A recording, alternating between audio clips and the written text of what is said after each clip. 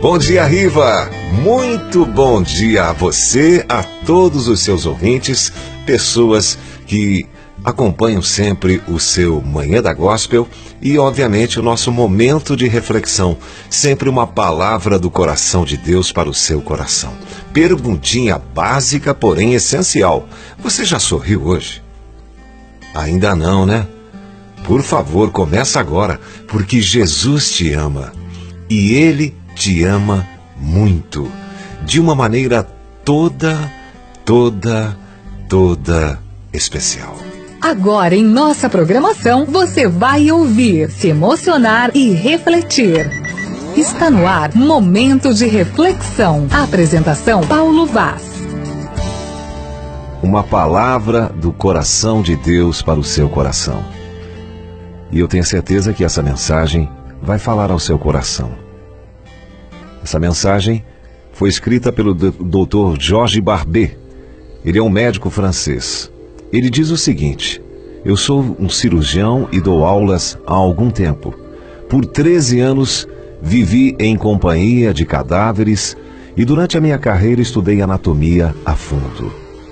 Portanto, eu posso escrever sem presunção a respeito de morte como aquela.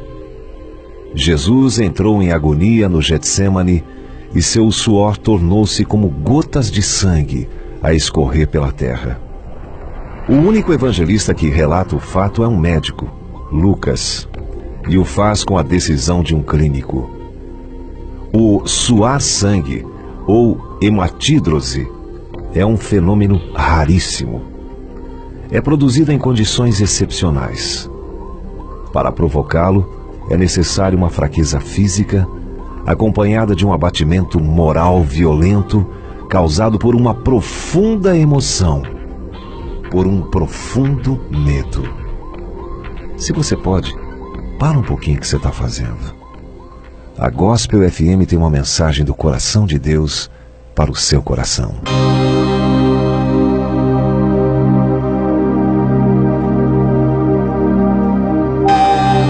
O terror, o susto, a angústia terrível de sentir-se carregando todos os pecados dos homens devem ter esmagado Jesus. Tal tensão extrema produz o rompimento das finíssimas veias capilares que estão sob as glândulas sudoríparas. O sangue se mistura ao suor e se concentra sobre a pele. E então escorre por todo o corpo até a terra. Todos conhecemos a farsa do processo preparado pelo Sinédrio hebraico, o envio de Jesus a Pilatos e o desempate entre o procurador romano e Herodes. Pilatos cede e então ordena a flagelação de Jesus. Os soldados despojam Jesus e o prendem pelo pulso a uma coluna do pátio. A flagelação se efetua com tiras de couro múltiplas, sobre as quais são fixadas bolinhas de chumbo e de pequenos ossos. Os carrascos devem ter sido 2, um de cada lado, e de diferentes estaturas. Golpeiam com chibatadas a pele, já alterada por milhões de microscópicas hemorragias do suor de sangue. A pele se dilacera e se rompe. O sangue espirra. A cada golpe, Jesus reage em um sobressalto de dor. As forças se esvaem. Um suor frio lhe impregna a fronte. A cabeça gira em uma vertigem de náusea. Calafrios lhe correm ao longo das costas. Se não estivesse preso no alto pelos pulsos, cairia em uma poça de sangue. Depois, o escárnio da coroação. Com longos espinhos mais duros que os de acácia, os algozes entrelaçam uma espécie de capacete e o aplicam sobre a cabeça. Os espinhos penetram no couro cabeludo, fazendo-o sangrar. Os cirurgiões sabem o quanto sangra o couro cabeludo.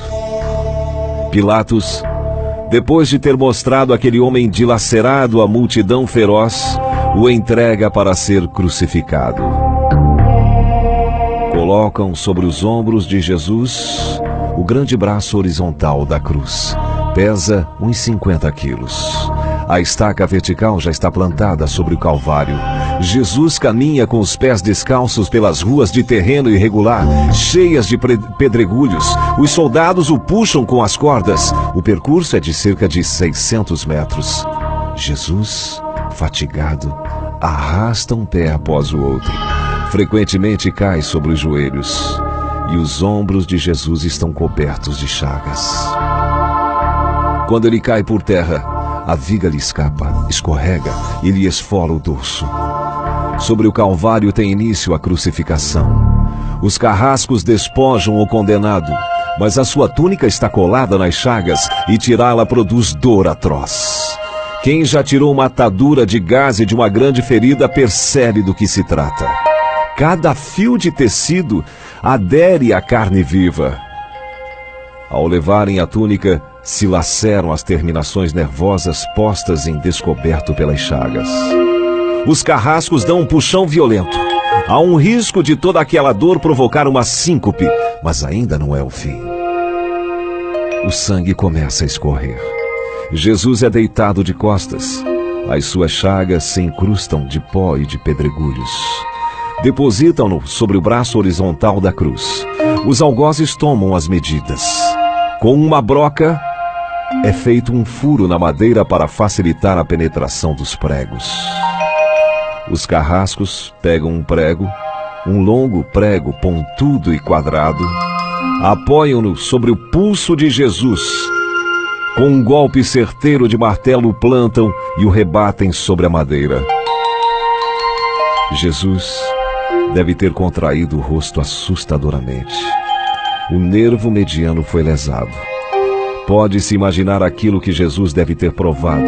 Uma dor lancinante, agudíssima, que se difundiu pelos dedos e espalhou-se pelos ombros, atingindo o cérebro.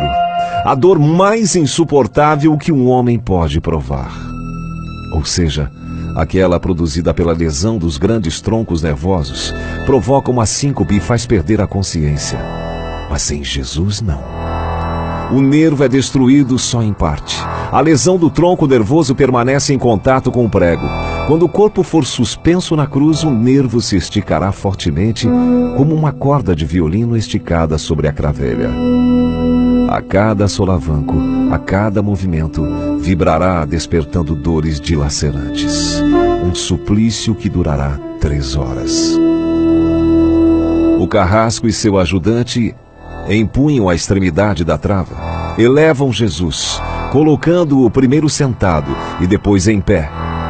Consequentemente, fazendo-o tombar para trás. O encostam na estaca vertical. Depois, rapidamente, encaixam o braço horizontal da cruz sobre a estaca vertical.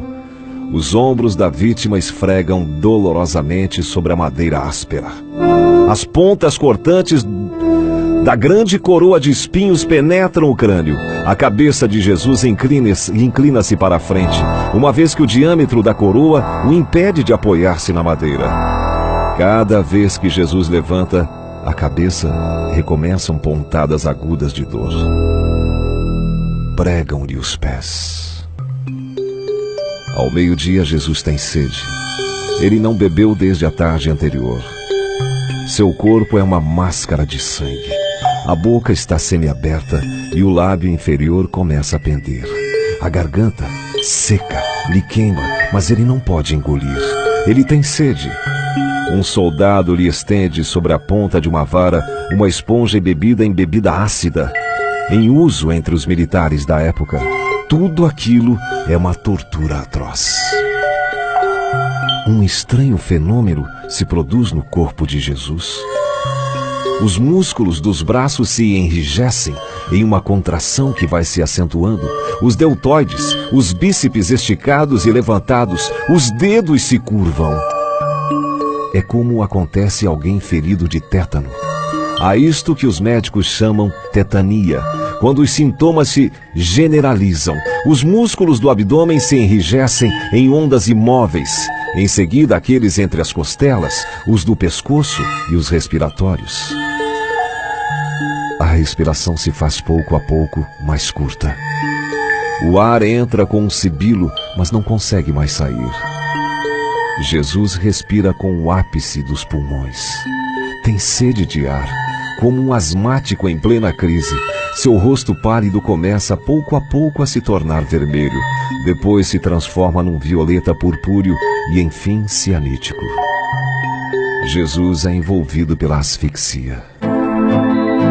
Os pulmões cheios de ar não podem mais esvaziar-se. A fronte está impregnada de suor. Os olhos saem fora de órbita. Mas o que acontece? Lentamente, com um esforço sobre-humano, Jesus toma um ponto de apoio sobre o prego dos pés. Esforça-se a pequenos golpes, se eleva aliviando a tração dos braços. Os músculos do tórax se distendem, a respiração torna-se mais ampla e profunda, os pulmões se esvaziam e o rosto recupera a palidez inicial. Por que este esforço? Porque Jesus quer falar. Pai, perdoa-lhes, porque não sabem o que fazem. Logo em seguida, o corpo começa a afrouxar-se de novo e a asfixia recomeça. Foram transmitidas 7 frases pronunciadas por Jesus na cruz. Cada vez que quer falar, deverá elevar-se tendo como apoio o prego dos pés. Inimaginável. Atraídas pelo sangue que ainda escorre e pelo sangue coagulado, enxames de moscas unem ao redor do seu corpo. Mas ele não pode enxotá-las. Pouco depois o céu escurece. O sol se esconde. De repente a temperatura diminui. Logo serão 3 da tarde. Depois de uma tortura que dura 3 horas.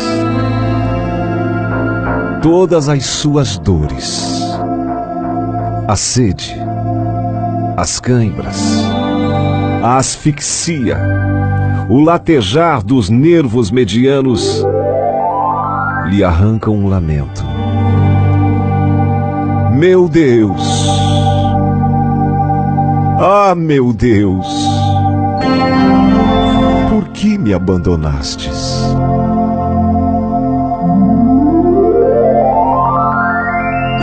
E Jesus grita: tudo está consumado. E em seguida, num grande brado diz: Pai, nas tuas mãos entrego o meu espírito. E Jesus morre no meu e no seu lugar.